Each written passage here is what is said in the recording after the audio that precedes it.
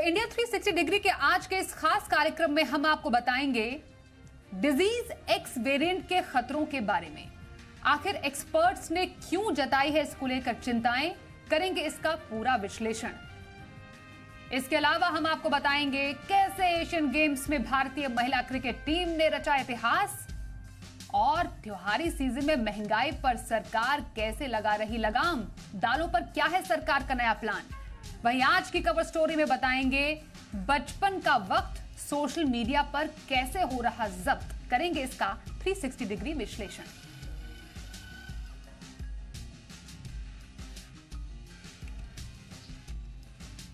सबसे पहले सोमवार की सबसे अच्छी खबर के साथ आज का दिन भारतीय खिलाड़ियों के लिए शुभ दिन साबित हुआ। भारतीय महिला क्रिकेट टीम ने 19वें एशियन गेम्स में गोल्ड मेडल जीतकर इतिहास रच दिया। हांगझोउ के पिंगफेंग कैंपस क्रिकेट ग्राउंड पर खेले गए इस मुकाबले में भारतीय महिला टीम ने श्रीलंका को 19 रनों से शिकस्त दी और गोल्ड मेडल पर कब्जा किया।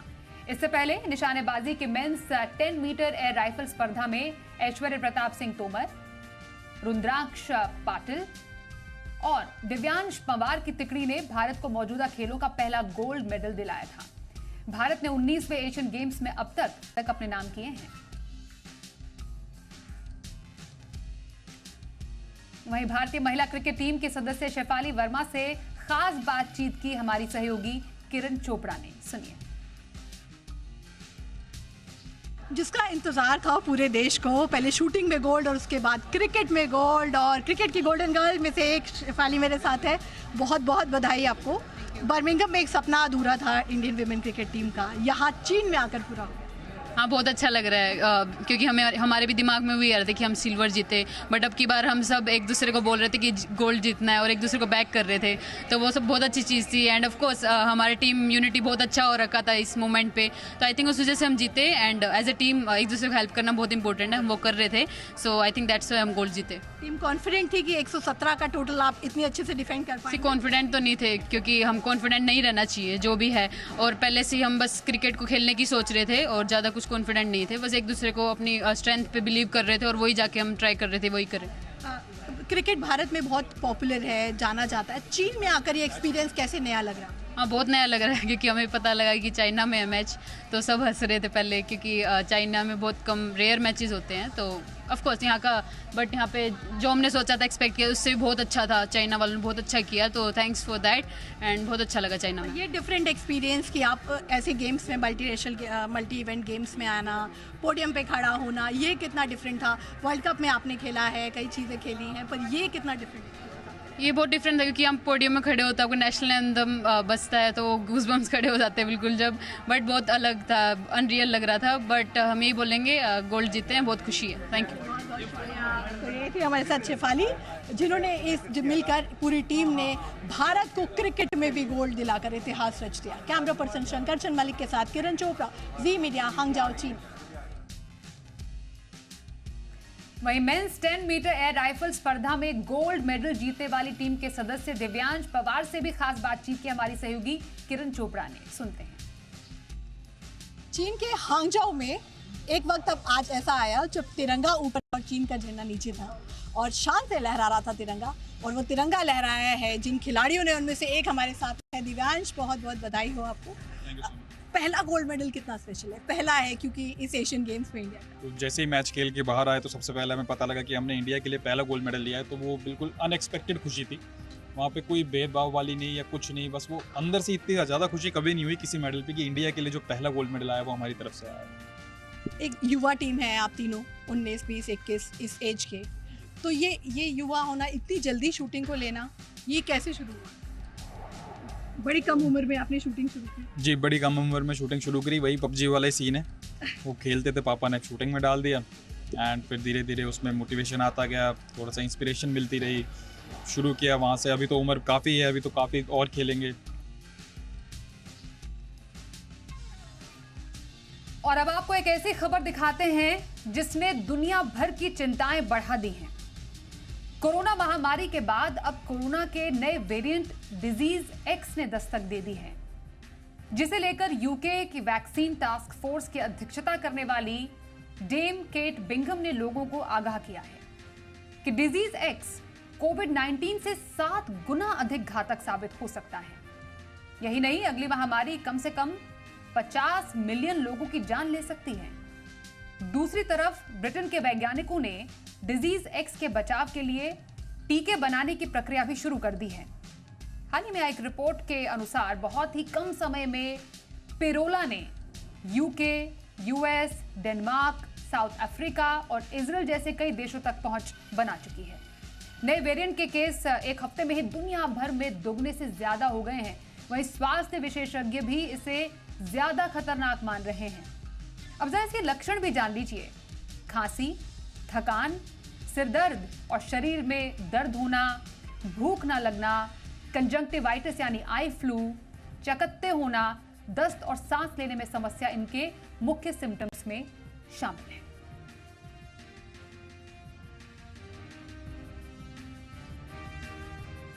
और आइए अब बात करते हैं आज की कवर स्टोरी की।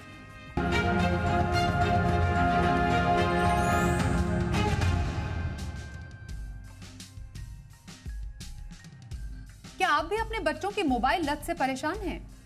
हम ऐसा इसलिए कह रहे हैं क्योंकि हाल ही में लोकल सर्कल्स के एक सर्वे में पता चला है कि देश में करीब 60% बच्चे मोबाइल पर सोशल मीडिया का इस्तेमाल या फिर ऑनलाइन गेम्स के आदी हो चुके हैं। यही नहीं, मोबाइल की लत के चलते कम उम्र में ही कई बीमारियों के शिकार भी हो रहे हैं ये बच्चे। ये रिपोर्ट पहले देखिए, उसके बाद करेंगे खास मेहमानों के साथ चर्चा, जानेंगे बच्चों में मोबाइल की लत कितनी है गलत।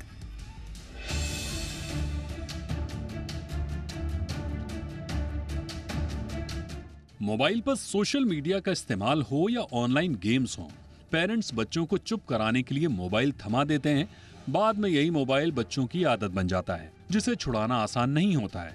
ये कहना गलत नहीं होगा कि आज का बचपन स्मार्टफोन की स्क्रीन में कैद होता जा रहा है। हालात ये हैं कि बच्चों को अगर मोबाइल से दूर रखने की कोशिश की जाती है तो वो हिंसक हो जाते हैं। ऐसे मामले भी सामने आ चुके हैं जब किसी पेरेंट्स ने अपने बच्चे को मोबाइल न दिया हो तो वो मरने मारने पर उतारू हो गए हों। लेकिन बच्चों में मोबाइल की बढ़ती लत अब उन्हें केवल हिंसक और उग्र ही नहीं बना रही, बल्कि कई गंभीर बीमारियों की भी वजह बन रही है। बच्चों में मोबाइल की लत को लेकर गैर सरकारी संगठन लोकल सर्कल्स के सर्वेक्षण में चौंकाने वाला खुलासा हुआ है। इस सर्वे के मुताबिक 60% बच्चे सोशल मीडिया या ऑनलाइन गेम्स में रोजाना 6 घंटे से ज्यादा का वक्त बिता रहे हैं। ये सर्वे 5 लाख पेरेंट्स पर हुआ है। इस सर्वे के मुताबिक 9 से 17 साल के 10 में से 6 बच्चे प्रतिदिन अलग अलग सोशल मीडिया या गेमिंग साइटों पर 3 घंटे से अधिक समय बिताते हैं। इस रिपोर्ट के मुताबिक सोशल मीडिया का इस्तेमाल करने वाले टीनेजर की संख्या सबसे ज्यादा है। 95% टीनेजर सोशल मीडिया और ऑनलाइन गेम खेलते हैं, जबकि 8 से 12 साल के बच्चों की संख्या करीब 40% है। 8 से 12 साल के बच्चों में मोबाइल की लत की बात करें तो 15% बच्चे ऐसे हैं जो रोजाना 6 घंटे से ज्यादा मोबाइल का इस्तेमाल करते हैं, जबकि 3 से 6 घंटे मोबाइल का इस्तेमाल करने वाले बच्चों की संख्या करीब 46% है। वहीं 39% बच्चे 1 से 3 घंटे मोबाइल का इस्तेमाल करते हैं। इस सर्वे के मुताबिक बच्चों में बढ़ते मोबाइल की लत के चलते 39% बच्चों में आक्रामकता देखी गई है।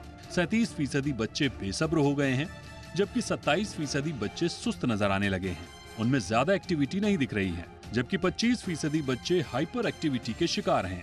22% बच्चे डिप्रेशन में चले गए हैं। जानकारों की माने मोबाइल की लत से बच्चों में देखने, सुनने, बोलने की शक्ति पर बुरा असर पड़ता है। यही नहीं, गर्दन में अकड़, रीढ़ की हड्डी और पीठ में दर्द रहने की शिकायत होती है। साथ ही आलस, मोटापा का भी खतरा बढ़ जाता है। मोबाइल के ज्यादा इस्तेमाल से ब्रेन ट्यूमर जैसी बीमारी की भी आशंका बढ़ जाती है। ऐसे में बच्चों को मोबाइल देने से पहले पेरेंट्स को इसके दुष्परिणामों के बारे में समझना जरूरी है, तभी वे अपने नौनिहालों को स्मार्टफोन की बीमारी से दूर रखने में कामयाब हो सकेंगे। ब्यूरो रिपोर्ट, जी मीडिया। तो हम कह तो रहे हैं बच्चों में ये लत है गलत, पर इसका समाधान है क्या? हमारे साथ जो खास एक्सपर्ट इस वक्त हैं, उनसे चर्चा की शुरुआत करते हैं। साइबर मनोवैज्ञानिक निराली भाटिया हमारे साथ हैं। निराली, आपका बहुत स्वागत करते हैं हम इंडिया 360 डिग्री के इस खास कार्यक्रम में और इस चर्चा में हमारे साथ शामिल होने के लिए। अजीब विडंबना है कि हमने, यानी पेरेंट्स ही, क्योंकि यहाँ पर बच्चों की बात हो रही है, हम ही पहले उनको मोबाइल फोन्स या फिर टैबलेट्स हाथ में देते हैं जिससे उनका टाइम कट जाए, हमें भी अपना थोड़ा सुकून मिल जाए। और उसके बाद हम ही अब परेशान हो रहे हैं कि अब इनको लत लग गई, तो इस लत से कैसे इनको हटाए, क्योंकि ये लत तो गलत है। जबकि हमारे पूरे एक मॉडर्न फैमिली बन गई है जब हर कोई एक ही कमरे में बैठा होता है लेकिन गर्दन नीचे होती है और अपने मोबाइल फोन या आईपैड्स पर देख रहे होते हैं। पहले समझना जरूरी है एज साइबर मनोवैज्ञानिक निराली आपसे कि जो साइबर लत है या एडिक्शन है, इसको हम कैसे समझें, क्या होता है ये? अ, जैसे कोई और एडिक्शन हो, चाहे वो अल्कोहल हो, चाहे वो ड्रग्स हो या कोई भी और हो, इनमें कुछ कॉमनैलिटीज़ हैं जो कि इंटरनेट एडिक्शन में भी है। जैसे इंटरनेट से कनेक्ट ना होने पर बहुत बेचैनी हो जाती है। अ, दिन में 24 घंटे हम उसी के बारे में सोच रहे होते हैं। यानी अगर आप मतलब समझिए आपका अभी प्ले टाइम हुआ, आपने मोबाइल यूज़ किया, अब ये थोड़ा टाइम आपका पढ़ाई का है। पर उस समय भी दिमाग में वही चल रहा होता है कि when I will get mobile मैं क्या करूँगा या क्या करूँगी? सो constantly thinking about that also is another symptom. और इसके अलावा बिकॉज़ हमें वो नहीं मिलता है या हमेशा एक डर बना रहता है। सो बहुत सारे people who are dependent and addiction की तरफ बढ़ रहे हैं, उनमें कांस्टेंट फ़ियर रहता है कि इंटरनेट कनेक्शन चला गया तो मोबाइल का बैटरी का चार्ज नहीं रहा तो। सो उसकी वजह से दे कॉन्स्टेंटली फ़ियरफुल, एंग्ज़ियस, ये कुछ सिम्पटम्स हैं जो हमें देखने मिलते हैं। बिहेवियर वाइज़ भी ये लोग बहुत ज़्यादा चिड़चिड़ हो जाते हैं। एब्सेंट माइंडेड हो जाते हैं, इनके हाइजीन पे बहुत फ़र्क पड़ता है। मीन्स आई हैव सीन छोटे-छोटे बच्चे जो एक्चुअली ऑनलाइन गेम्स में इतना इन्वॉल्व्ड हो गए हैं कि एडिक्शन की स्टेज पे आ गए हैं। घंटों तक जगह से उठते नहीं हैं, दिनों तक नहाते नहीं हैं, they control their bowels also. So overall personal hygiene, food, sleep cycle, हर तरह से उस पे सीवियर इम्पैक्ट होता है। एंड यही छोटे-छोटे सिम्पटम्स जब शुरू होते हैं, तभी ही अगर हमने उन्हें पहचान लिया एंड इंटरवीन कर दिया, then it is much better than कि ये बहुत ज़्यादा बढ़ जाए एंड उसके बाद हमें इस पर काम करना चाहिए। बिल्कुल। ये जो आप बता रही हैं निराली, ये जो हाँ जी। सिम्पटम्स हैं ये over the period of time develop होते हैं और जब तक हमें मालूम चलते हैं, खुद उस बच्चे को मालूम चलते हैं, तब तक कई बार काफ़ी देर हो चुकी होती है। हम वरिष्ठ मनोचिकित्सक डॉक्टर हरीश शेट्टी से भी बातचीत शुरू करते हैं। हमारे साथ डॉक्टर शेट्टी है, आपका बहुत स्वागत करते हैं सर हमारे साथ इस चर्चा में शामिल होने के लिए।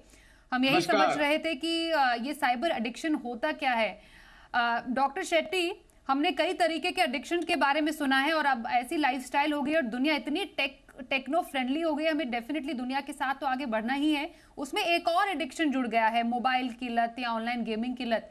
सर मैंने एक पर्सपेक्टिव, साइबर पर्सपेक्टिव तो जान लिया निराली से। आपसे सर मैं आपसे समझना चाहती हूँ कि जब हम ज्यादा समय स्क्रीन के सामने बिताते हैं या कोई एक ही एक्टिविटी में ज्यादा बिताते हैं, जिसमें हम ऑनलाइन गेम खेल रहे हैं या सोशल मीडिया पर ज्यादा वक्त बिता रहे हैं, उसका हमारे फिजिकल बॉडी पर क्या फर्क पड़ता है सर?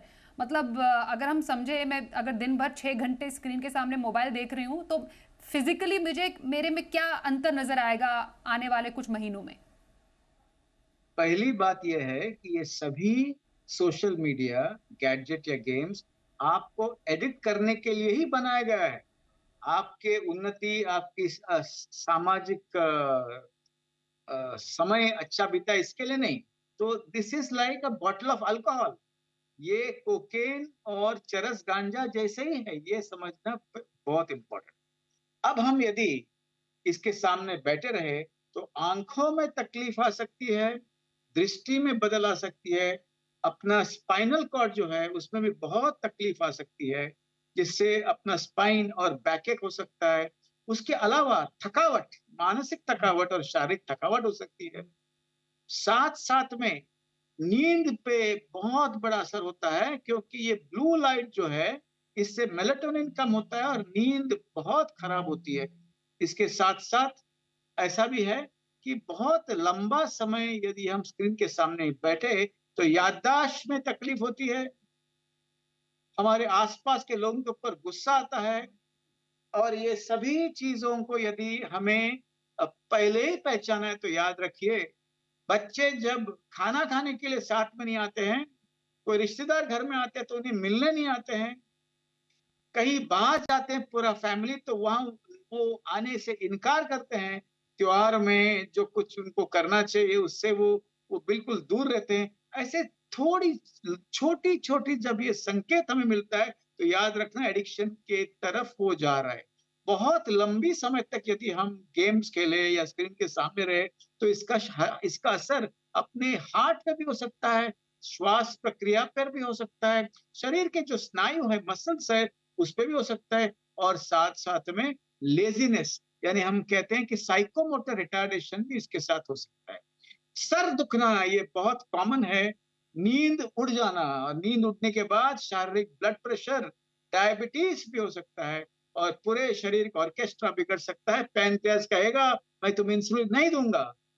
थायरॉइड कहेगी, मैं तुम्हें थायरॉक्सिन नहीं दूँगा। तो हार्मोनल प्रॉब्लम्स, डायबिटीज़ ये हो सकता है और स्टमक कहेगा कि मैं तुम्हें एसिड का फुवारा दूँगा, तो बिल्कुल। पेट में एसिड तो एसिड डॉक्टर शेट्टी बहुत बढ़ आप कह रहे सकती है। हैं कि हेड टू टो ये एडिक्शन आपको हर किसी बीमारी से दो चार कर सकता है जो कि आप नहीं चाहते हैं आपके साथ हो, सिर्फ इसलिए क्योंकि आप सोशल मीडिया एडिक्ट हो गए हैं। अब क्योंकि जिस सर्वे की हम बात यहाँ पर कर रहे हैं उसमें लगभग बिल्कुल साथ-साथ में आस-पास के लोगों को भी वही हो सकता है।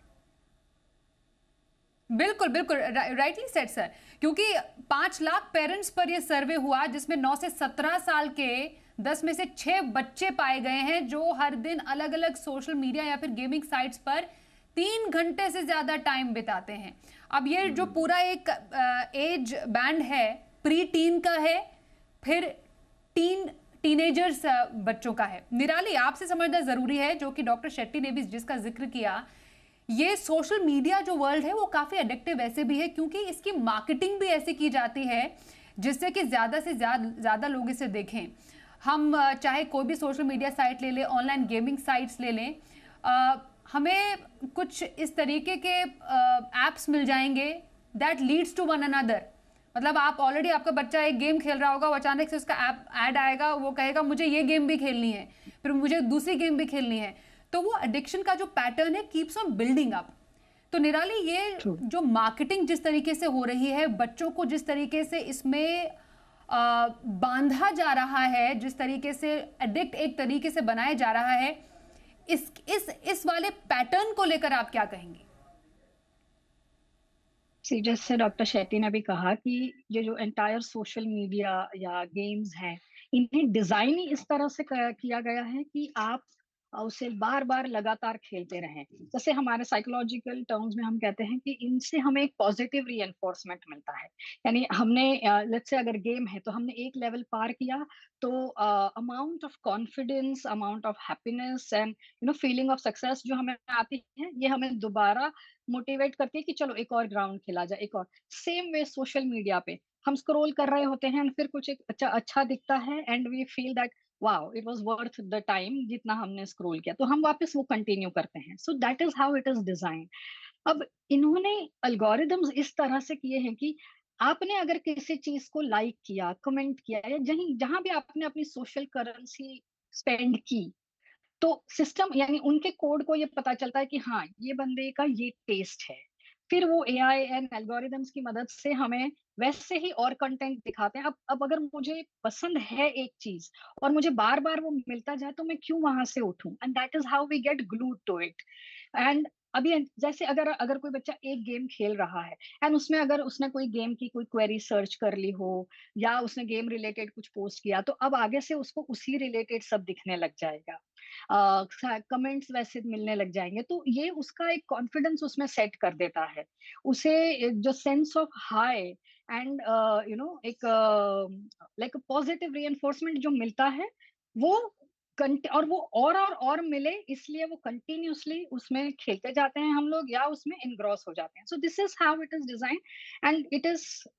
पहले तो इनके एल्गोरिदम से, अब तो एआई की मदद से और भी बेहतर एंड बेहतर होते जा रहे हैं।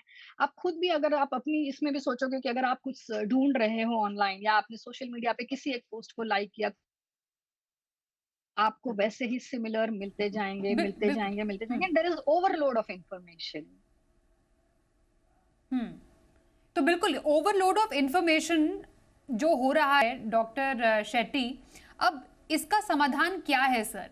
मतलब ये कलेक्टिव रिस्पॉन्सिबिलिटी है। अगर हमें लग रहा है कि हम एक्चुअली अपने डिजिटल जो हमारे जितने भी गैजेट्स हैं उसके अगर गुलाम बनते जा रहे हैं, तो हमें कहाँ पर अपने आप को रोकना चाहिए, कितना रोकना चाहिए? हम पेरेंटल कंट्रोल की बात करते हैं। पेरेंटल कंट्रोल तो आप एक लिमिट तक बच्चे को कर सकते हो। जब बच्चा उस एज में आ जाएगा कि रहने दो मम्मी, रहने दो पापा, तब आप ज़्यादा सुनता नहीं है बच्चा, क्योंकि आजकल के बच्चे भी बहुत स्मार्ट हो गए हैं। इसलिए सर समझना ज़रूरी है कि इसका समाधान क्या है, कैसे अपने बच्चे को समझाया जाए, कैसे उसको स्पेस भी दिया जाए, स्मार्टली इस पूरे सिचुएशन को हैंडल कैसे किया जा सकता है? Parents are not smarter than social media, ये कहना बहुत आवश्यक है।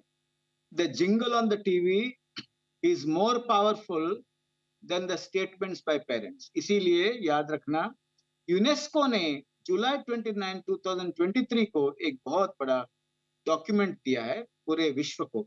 उसमें कहा गया है कि ये कि डिजिटल मीडिया एजुकेशन के लिए इतना कुछ फायदादायक नहीं है।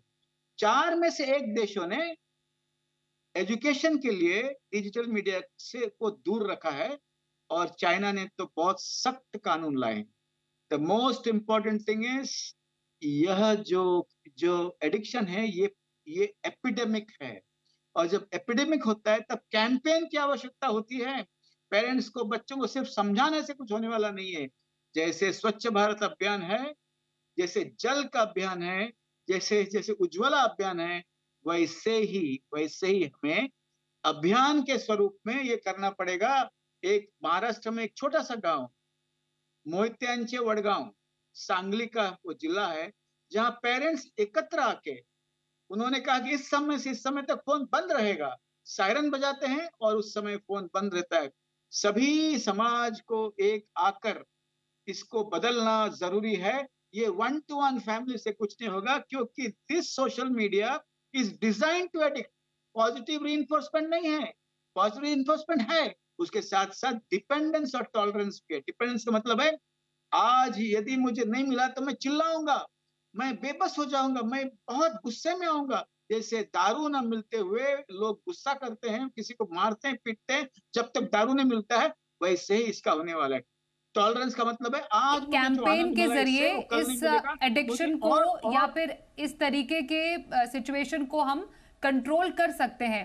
निराली, मैं आपसे समझना चाहूंगी, क्योंकि डिजिटल मीडिया या फिर social media, okay right sir, जो सोशल मीडिया है हम सबकी जिंदगी का बहुत ही इंपॉर्टेंट हिस्सा बन गया है। आपको लगता है निराली इतना आसान है ये? मतलब मीडिया ही एक तरीके से ये कैंपेन करे सो कॉल्ड कि आप ये सेहत के लिए हानिकारक है, जैसा हम सिगरेट के डिब्बे पे देखते हैं कि सिगरेट पीना सेहत के लिए हानिकारक है, इसलिए इतने समय से ज़्यादा सोशल मीडिया पर या स्क्रीन के आगे बिताना सेहत के लिए हानिकारक है। तो ये जो स्टेप्स हैं, आपको लगता है कितने कारगर हो सकते हैं जब हम एक्चुअली एक डिजिटल वर्ल्ड में रह रहे हैं और आगे आने वाला टाइम इससे और ज़्यादा डिजिटल होगा? ट्रू। सी, ये तो फैक्ट है कि हम पेरेंट्स तो ये डिजिटल वर्ल्ड में एंटर किए हैं, बट हमारे जो बच्चे हैं वो तो इसी वर्ल्ड में पैदा हुए हैं। They are netizens, you know. तो उनके लिए social media is now an extended part of their personality, and अब वहां से विड्रॉ करना is not easy, but it's not impossible. It's एक सिंपल एग्जाम्पल मैं हमेशा ये यूज करती हूँ कि आप ये समझ लो कि आपने बच्चों को गाड़ी दे दी और चाबी दे दी और कहा जाओ चलाओ गाड़ी, बट सिखाया नहीं, कोई रूल्स नहीं डिफाइन किए, कोई लॉज उन्हें नहीं बताए हैं। So education via campaigns and multiple other mediums is extremely important कि हम बच्चों को एजुकेट करें, हम उन्हें अवेयर करें, हम उन्हें सेंसिटाइज करें। एंड जैसे डॉक्टर शेट्टी ने भी कहा, it has to be a collective effort. So ऐसा नहीं कि सिर्फ स्कूल का जिम्मा है कि वो एजुकेट करे या सिर्फ पेरेंट्स का जिम्मा है। It is also the intent of these social media companies, जहां जब ये लोग ये बोलते हैं कि you know we have created this platform for freedom of speech, but सामने अगर उन्हें ये नजर आ रहा है कि it is causing so much of harm हमारी आने वाली पीढ़ियों को, तो कहीं ना कहीं उन्हें भी रिस्पॉन्सिबल हमें ठहराना चाहिए, एंड उन्हें इस इंटेंट को बदलना चाहिए कि हमें you know more and more number of users spending more and more time अगर हमें करना है, because that's their business model, but then draw line. बच्चों का टाइम इसमें अलग रखिए। बच्चों को जो आप कंटेंट उन्हें एक्सपोज करते हो उस पे नियंत्रण लाइए। सेम टेक्नोलॉजी जो वो हमें ट्रैक करने को, हमारे लाइक्स एंड डिसलाइक्स समझने को यूज करते हैं, अगर उनके इंटेंट सही है, उन्होंने लगाया इसमें, वही सेम टेक्नोलॉजी से दे कैन सेफगार्ड ऑल्सो।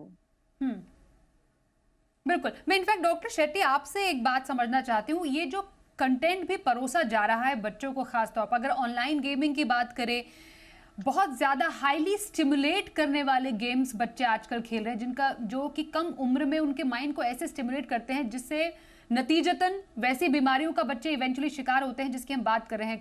कई जगह हमने देखा कि एक बच्चे ने अपने पेरेंट्स पर ही हमला कर दिया।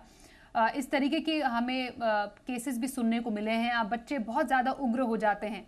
तो ये जो बच्चों को कंटेंट परोसा जा रहे हैं, बच्चे जो जिस साइट पर या जिस गेमिंग साइट पर ज़्यादा समय बिता रहे हैं, जिस सोशल मीडिया पर ज़्यादा समय बिता रहे हैं, वहाँ पर एज अ पेरेंट मैं आपसे पहले समझना चाहती हूँ, एज अ पेरेंट हमें क्या रूल्स डिफाइन करने चाहिए बच्चों के लिए कि नहीं करने चाहिए, या फिर उन्हें समझाना चाहिए कि ये साइट आपके लिए सही नहीं है, आप ये मत देखिए, या फिर आप यहाँ पर टाइम बिता सकते हैं। तो पेरेंट्स कहाँ पर लाइन ड्रॉ कर सकते हैं बच्चों के लिए? 3-4 बातें हैं। एक तो पेरेंटिंग में few rules and many guidelines, और फ्यू रूल्स यानी पक्का रूल्स। ये अमेरिकन पेरेंटिंग ने, ये हमारे घर में नहीं चलेगा, ये बहुत आवश्यक है। इसमें इतने समय से इतने समय तक ही आप उस फोन को देखोगे और ये साइट्स को आप बिल्कुल नहीं देखोगे पहले से ही। नंबर 2, खाना खाने के लिए फोन को यूज मत करना। बच्चों को शांत करने के लिए 2-3 साल की उम्र में फोन मत यूज करना। कोई घर आए तो उसे दूर अपना फोन देकर कहना कि तुम जाके खेलो, ये भी मत करना। डॉक्टर के क्लिनिक पर जब आएंगे तो बच्चा शोर मचाएगा तो फोन देके उसके, तो phone is not a peace maker, it's not an appetiser and it's not time pass. ये पहली बात। नंबर 2, जब आप फोन दोगे, never gift a phone, give a phone for the use, or when you give a phone, put all the controls in place. Number 3, यदि बच्चा tantrum करेगा तो टैंट्रम को अटैक मत, एग्जॉस्ट करना, टैंट्रम को इंटरप्ट मत करना। बच्चा जब रोता है मुझे आईफोन चाहिए, कहना ये नहीं हो सकता है। और यदि बच्चा अब शोर मचाए तो शोर मचाने दीजिए, क्योंकि कुछ बच्चे बहुत लंबा शोर मचाते हैं, बाद में शांत होते हैं। Exhaust the tantrum and not interrupt it. Number 4, United states of America के सर्जन जनरल का एक छोटा सा बुकलेट आया ऑन सोशल मीडिया। उन्होंने कहा कि by research it is seen that social media addiction can also lead to suicide and depression. तो पहले से ही यदि कंट्रोल्स रखा तो अच्छा होगा। बट कुछ बच्चे बड़े इंपल्सिव होते हैं, और इंपल्सिव बच्चों को थोड़ी काउंसलिंग की भी आवश्यकता होती है, जैसे मेरे बहन ने कहा। और कुछ बच्चों को बिल्कुल सर, माँ बाप और पढ़ाई से नफरत होता है और वो जाके अपने गैजेट से खेलते हैं। तो उस बच्चों को सर इवेंचुअली तो ये पेरेंट्स की भी जिम्मेदारी है, क्योंकि पेरेंट्स बच्चों को अच्छे से समझ सकते हैं, उनके साथ जितना ज्यादा से ज्यादा टाइम स्पेंड करें। और जो एक पुराना एक मोड ऑफ रिक्रिएशन था, मतलब आप बाहर जाइए, खुले आसमान के नीचे खेलिए, धूप में खेलिए, गंदा होना है तो हो जाइए, लेकिन उससे बेहतरीन आपके लिए रिक्रिएशन का कोई साधन नहीं हो सकता है। डेफिनेटली सोशल मीडिया जरूर है, लेकिन उसको लत मत बनाइए जो कि कल को आपकी जिंदगी पर भारी पड़ जाए। बहुत धन्यवाद करेंगे इस चर्चा में हमारे साथ शामिल होने के लिए डॉक्टर हरीश शेट्टी और निराली भाटिया, आप दोनों का करते हैं। क्या आपको पता है देश में हर साल करीब 11 लाख लोगों की मौत सिर्फ और सिर्फ लंग्स से जुड़ी बीमारियों के चलते हो जाती है। स्मोकिंग और तंबाकू इस बीमारी की जड़ तो है ही, साथ ही बढ़ता वायु प्रदूषण भी लंग्स के लिए जानलेवा साबित हो रहा है। नॉन स्मोकिंग लोगों में भी लंग कैंसर के मामले बढ़े हैं। ऐसे में आज वर्ल्ड लंग डे के मौके पर हम जानेंगे कि लंग कैंसर के अलावा फेफड़े से जुड़ी और कौन कौन सी घातक बीमारियां हैं और इनकी वजह क्या है और इससे कैसे बचा जा सकता है। रिपोर्ट देखिए। जब तक सांस है तब तक जिंदगी। तो इन सांसों में ऐसी क्या चीज है जो हमारी बॉडी में प्राण फूंक देती है? वो है ऑक्सीजन। जी हाँ, हम जो सांसें लेते हैं उसमें मौजूद ऑक्सीजन को हमारे खून की नसों तक पहुंचाने का काम लंग्स करते हैं। अगर यूँ कहे कि लंबी जिंदगी के लिए हेल्दी लंग्स का होना बेहद जरूरी है तो गलत न होगा। ऐसे में वर्ल्ड लंग डे पर ये समझना जरूरी है कि खराब जीवन शैली, तंबाकू और बढ़ता वायु प्रदूषण लंग्स के लिए कितना घातक है। यही वजह है कि इस साल वर्ल्ड लंग डे की थीम सभी के लिए रोकथाम और उपचार तक पहुंच रखी गई है, ताकि लोगों को हेल्दी लंग के प्रति जागरूक किया जा सके। लंग से जुड़े खतरों की बात करें तो lung cancer, asthma, TB, chronic obstructive pulmonary disease यानी COPD, निमोनिया और ब्रोंकाइटिस ऐसी कुछ घातक बीमारियां हैं जो लोगों की असमय मौत की वजह बन रही है। इनमें सबसे घातक लंग्स कैंसर है। ये खासकर स्मोकिंग, तंबाकू, धुएं के संपर्क में रहने के चलते होता है। इसके अलावा फैमिली हिस्ट्री के चलते भी इस बीमारी का खतरा बना रहता है। एक रिपोर्ट के मुताबिक देश में कैंसर के कुल मामलों में करीब 6% फेफड़ों के कैंसर के मामले हैं। वहीं कैंसर से होने वाली कुल मौतों में लंग कैंसर से मरने वालों की संख्या करीब 8% है। महिलाओं के मुकाबले पुरुषों में फेफड़ों का कैंसर ज्यादा पाया जाता है। देश में बीमारियों से होने वाली कुल मौतों में करीब 11% मौत फेफड़ों से संबंधित बीमारियों के चलते होती है। फेफड़ों में होने वाले संक्रमण का समय रहते इलाज नहीं किया गया तो ये घातक साबित हो सकता है। लंग्स में मौजूद हवा की छोटी थैलियों में होने वाले संक्रमण से निमोनिया का खतरा होता है। यही संक्रमण जब लंग्स में मौजूद हवा की बड़ी थैलियों को प्रभावित करता है तो ब्रोंकाइटिस का खतरा बढ़ जाता है। फ्लू और टीबी की बीमारी की वजह भी फेफड़े में होने वाला इन्फेक्शन है। इस संक्रमण की वजह वायरस और बैक्टीरिया दोनों हो सकते हैं। वही अस्थमा के होने की बड़ी वजह एलर्जी, संक्रमण और प्रदूषण है। वही सिगरेट और तंबाकू के सेवन का सीधा असर फेफड़ों पर पड़ता है। इससे क्रॉनिक ऑब्स्ट्रक्टिव पल्मोनरी डिजीज का खतरा बढ़ जाता है।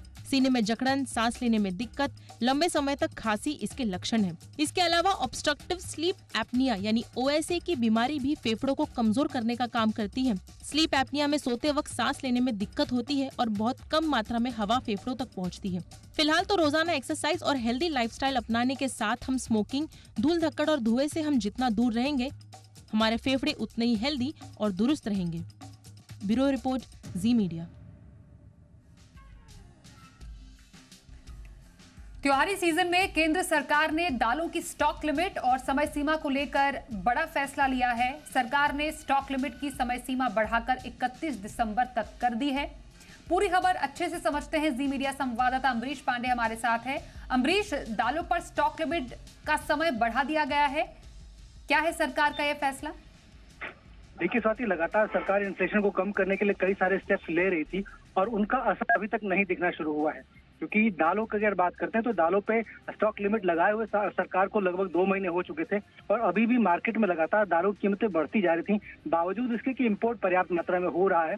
इसको लेकर सरकार को यह अंदेशा था कि संभव है इसकी होर्डिंग हो रही हो, इसलिए सरकार ने स्टॉक लिमिट को है अब बढ़ा के 31 दिसंबर कर दिया, जो कि 30 अक्टूबर को खत्म होने वाली थी। इसके साथ जो स्टॉक रखने की जो अमाउंट है उसको भी सरकार ने घटाया है और अभी तक जो 200 MT का रेंज था बड़े मिलर्स के लिए, वो घटाकर 50 MT कर दिया गया है। इसके अलावा बिग रिटेल चेन्स के लिए भी वो लिमिट जो है घटा दी है, जो कि 50 MT से घटाकर मात्र 5 MT प्रति रिटेल आउटलेट कर दिया गया है।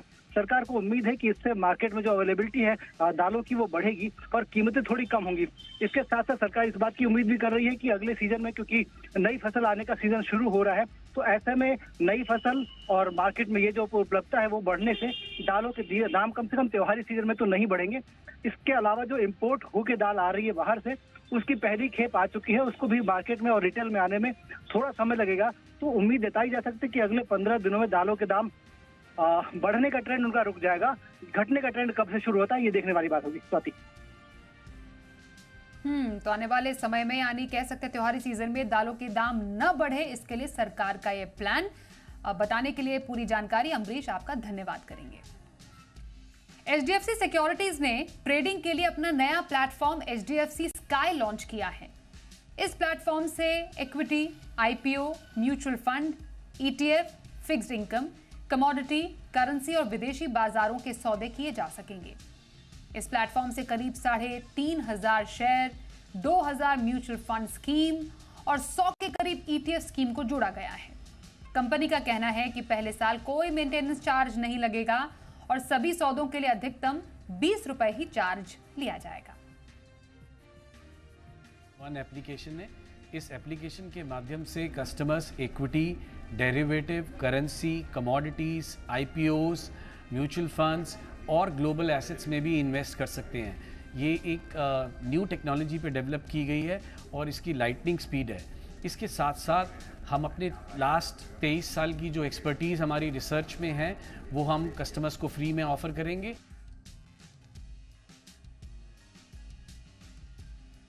और आइए अब आपको बताते हैं आज के शेयर बाजार का हाल। कारोबारी हफ्ते के पहले दिन यानी सोमवार को बाजार में काफी उतार चढ़ाव वाला ट्रेड देखने को मिला।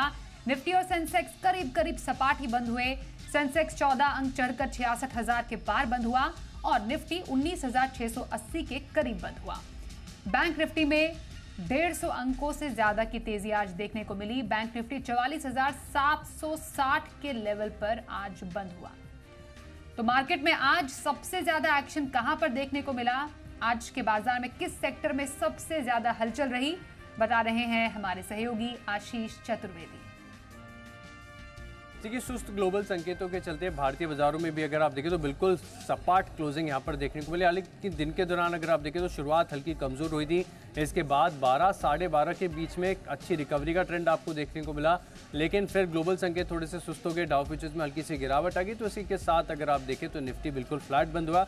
हालांकि निफ्टी बैंक की बात की जाए तो यहाँ पर अगर आप देखें तो 0.25% से थोड़ी सी ज़्यादा 0.4% की बढ़त यहाँ पर आपको देखने को मिली।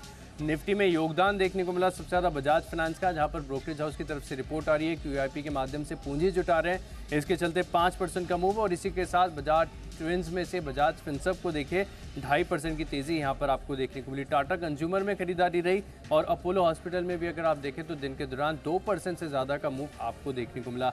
लेकिन गिरने वालों की सूची में सबसे नाम आता है पहले हिंडाल्को का, करीब 2% की गिरावट यहाँ पर आपको देखने को मिली। SBI लाइफ, हीरो मोटोकॉर्प और इन्फोसिस, ये कुछ ऐसे स्टॉक है 3 जहाँ पर आपको 1.5 से 2% का कट देखने को मिला। लेकिन ब्रॉडर मार्केट्स में स्टॉक स्पेसिफिक एक्शन काफ़ी भरपूर था। स्मॉल कैप को देखें या मिड कैप को देखें, बड़े मूव्स देखने को मिले। डेल्टा कॉप को देखिए, बड़े 17,000 करोड़ का जो GST रिमांड नोटिस है, इसके बाद स्टॉक में करीब 20% की गिरावट के साथ क्लोजिंग देखने को मिली। Religare enterprises, IRB infra, MCX से कुछ ऐसे स्टॉक्स हैं जहां पर आपको फोकस देखने को मिला। स्ट्राइड्स फार्मा भी टुवर्ड्स क्लोजिंग यहाँ पर जो CDMO कारोबार है इसको अलग करने की खबर आई, इसके चलते यहाँ पर आपको बड़ा मूव देखने को मिला है। अन्य स्टॉक्स की बात की जाए तो इंडियन मेटल्स एंड फेरोअलॉयज 10% की तेजी। वंडरला हॉलीडेज यहाँ पर अगर आप देखें तो 8-9% का बड़ा मूव देखने को मिला। इंडिया बुल्स रियल एस्टेट अच्छी प्राइस वॉल्यूम ब्रेकआउट यहाँ पर देखने को मिले, बड़े वॉल्यूम्स के साथ यहाँ पर खरीदारी रही। और उत्तम शुगर, इनफैक्ट जितने भी शुगर स्टॉक्स की बात की जाए यहाँ पर अगर आप देखें बलरामपुर चीनी को देखिए, यहाँ पर बड़ा मूव आपको देखने को मिला।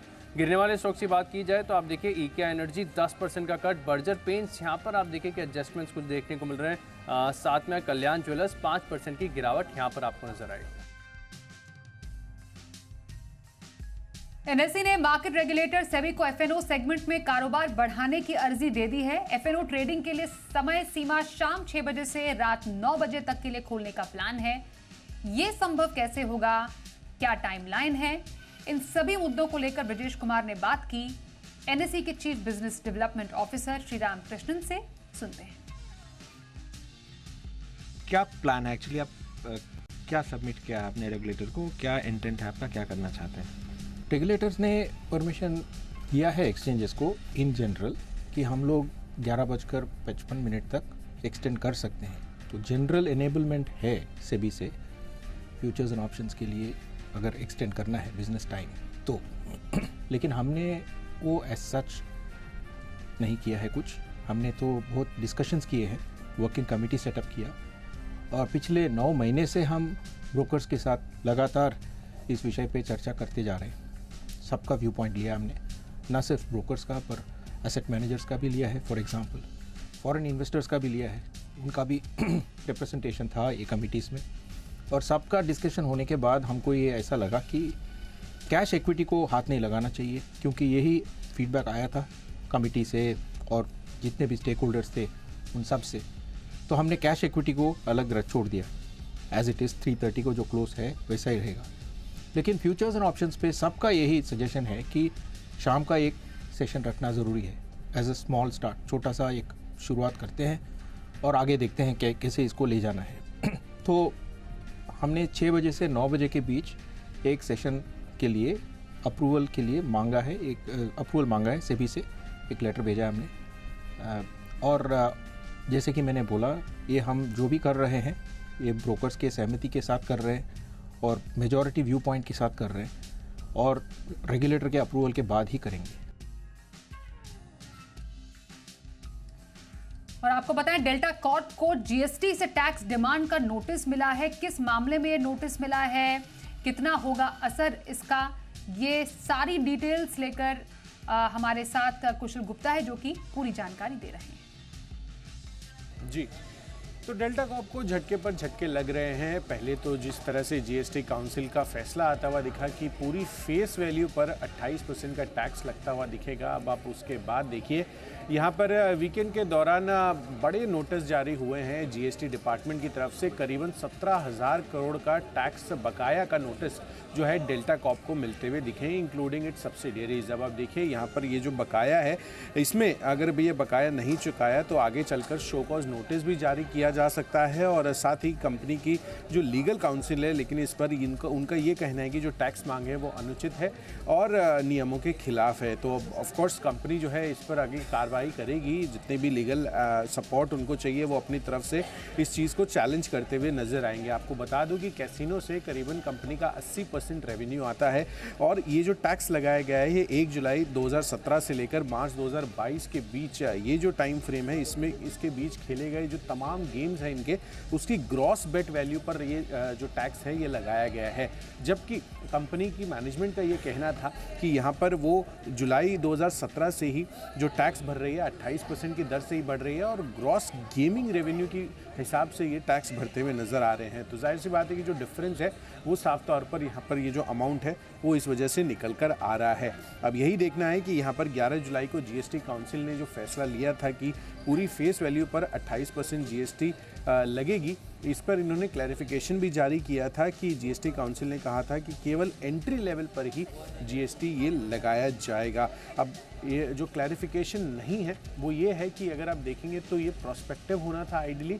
अब अगर रेट्रोस्पेक्टिव बेसिस पर हो रहा है तो टैक्स का जो अमाउंट है वो काफ़ी बड़ा हो जा रहा है। पर कुछ टैक्स एक्सपर्ट का ये मानना है कि अगर केवल एंट्री लेवल पर जो फेस वैल्यू पर जीएसटी अगर लगे तो कुल टैक्स बकाया जो अभी नोटिस में है वो केवल इसका 25% रह जाएगा। तो देखना है कि ये जो क्लैरिफिकेशंस हैं आगे चलकर जो जीएसटी नोटिस या जीएसटी डिपार्टमेंट की तरफ से जिस तरह का यहाँ पर आगे फर्दर एक्शन लिया जाता है वो देखना काफ़ी अहम होगा डेल्टा कॉर्प के पर्सपेक्टिव से। पर अगर आप पूरी इंडस्ट्री के हिसाब से बात करेंगे तो जो विदेशी निवेश आने वाला था आगे चलकर वो कहीं ना कहीं अब खटास में पड़ता हुआ दिख रहा है। जिस तरह से बड़े बड़े जीएसटी नोटिस यहाँ पर जो गेमिंग कंपनियां हैं, चाहे वो ऑफलाइन हो यानी कि कसिनो ऑपरेटिंग कंपनियां हो या फिर ऑनलाइन गेमिंग कंपनियां, वो उसी वजह से जो पूरा सेंटिमेंट है सेक्टर का वो खराब हो रहा है।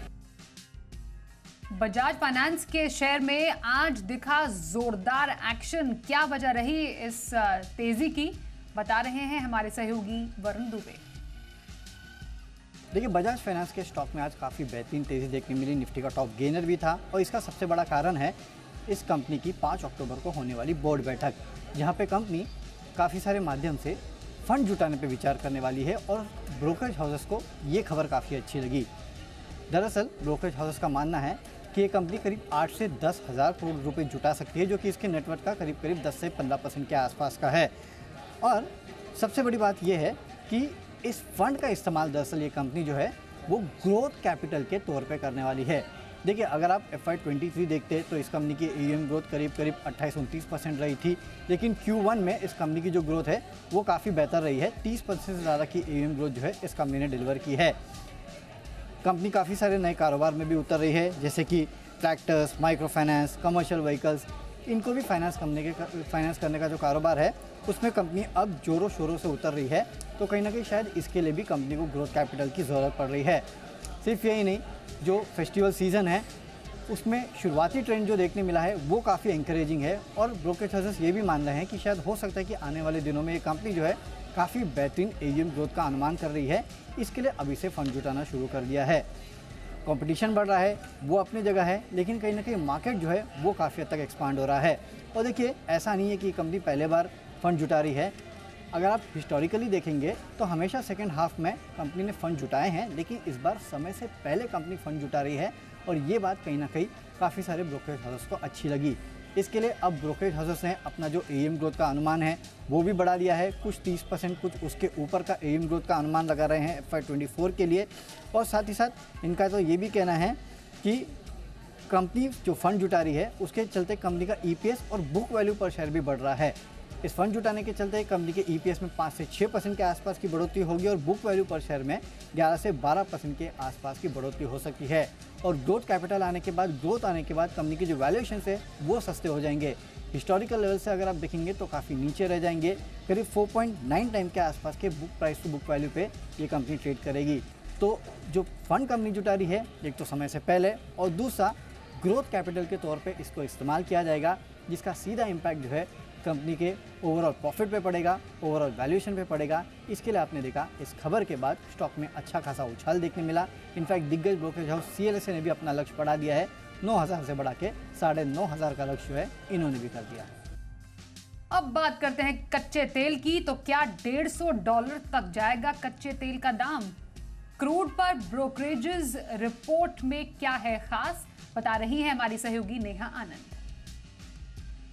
कच्चा तेल छुएगा $150 प्रति बैरल, ऐसा हम नहीं कह रहे हैं, ऐसा जेपी मॉर्गन का कहना है।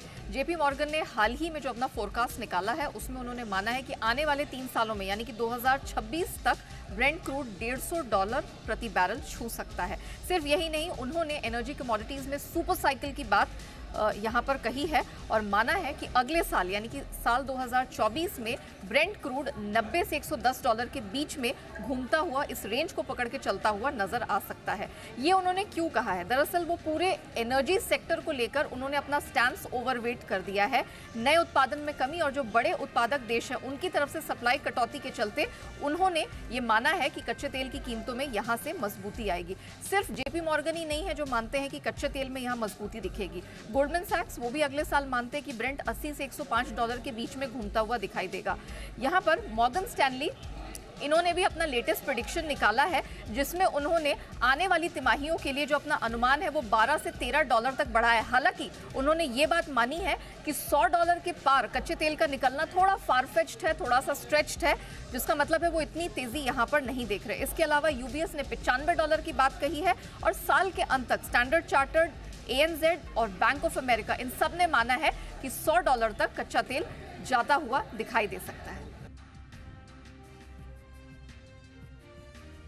आज देश को पहली हाइड्रोजन से चलने वाली बस मिल गई है। दिल्ली में केंद्रीय पेट्रोलियम मंत्री हरदीप सिंह पुरी ने देश की पहली हाइड्रोजन से चलने वाली बस को हरी झंडी दिखाई। इस बस की क्या खासियत है, बता रहे हैं हमारे सहयोगी अनुवेश रथ। भारत में आज पहली ग्रीन हाइड्रोजन फ्यूल बस को लॉन्च किया गया है। पेट्रोलियम मंत्री श्री हरदीप सिंह पुरी ने इसको लॉन्च किया। इसको इस मायने में भी देखा जा रहा है कि भारत जब 2047 तक पहुंचेगा तब तक उसको जीरो कार्बन एमिशन का टारगेट पूरा करना है, जो मोदी जी ने खुद कहा है।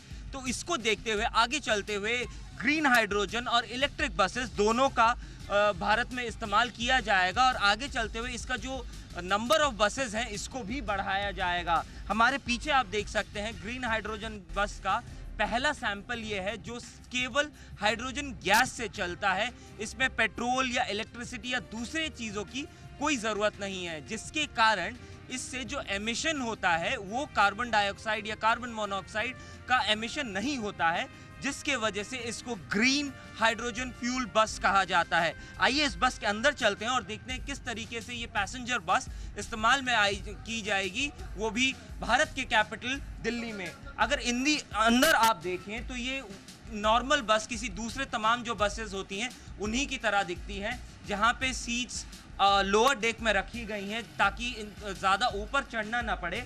यहाँ पे लेडीज़ अलग सीट जैसे कि दूसरे तमाम बसों में होती हैं उसी तरीके से रखी गई हैं, जिससे कि यात्रियों को जो एक जगह से दूसरी जगह शहर के अंदर ट्रांसफ़र कर रहे हैं उनको ट्रांसपोर्टेशन में कोई असुविधा ना मिले।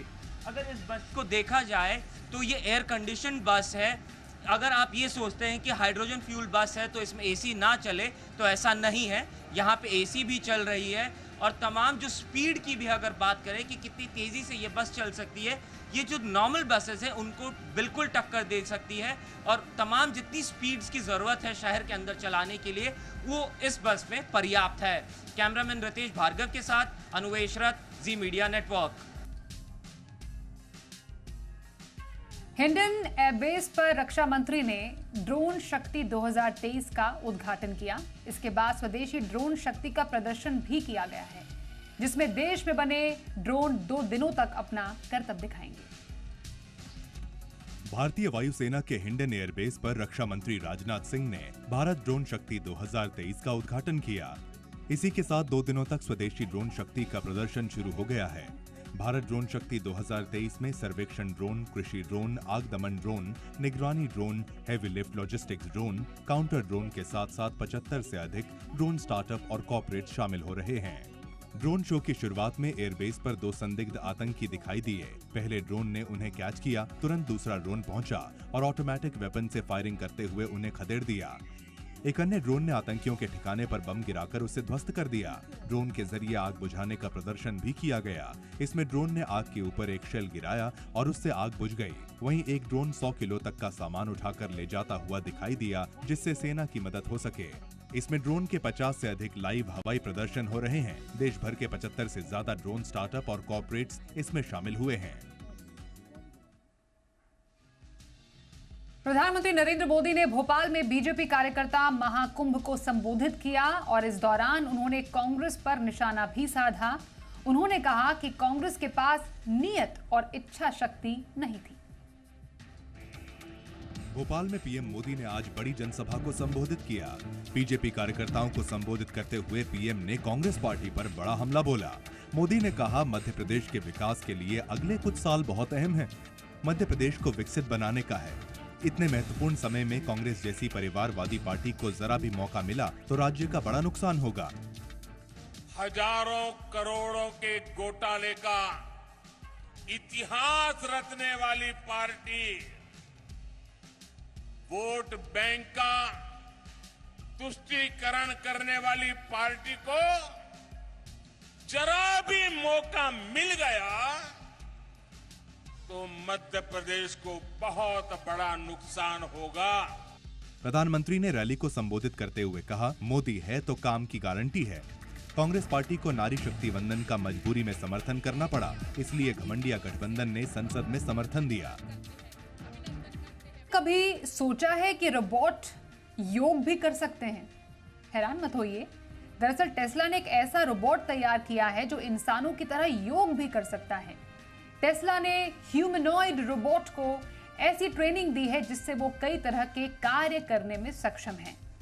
सोशल मीडिया प्लेटफॉर्म एक्स पर रोबोट ऑप्टिमस का वीडियो साझा किया गया है, जिसमें वो योग और ब्लॉक छांटकर कलर के आधार पर ब्लॉक्स को अरेंज करता हुआ भी दिखाई दे रहा है।